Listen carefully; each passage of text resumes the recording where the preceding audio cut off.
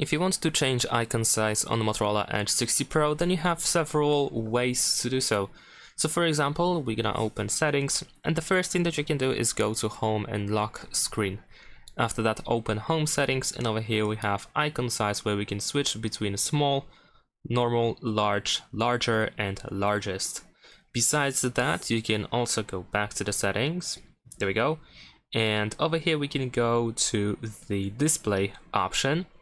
And over here you should be able to find the display size and text, and over here the display size can also impact, and this option has an impact on the icon size too. And last but not least, there's one more thing that you can do. More precisely, we're gonna go to Personalize this time, and over here we have the layout.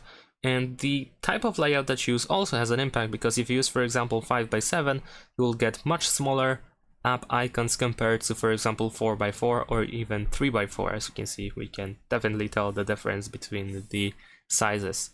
So these are the main ways to change the icon size on this phone. Thanks for watching, leave a like and subscribe.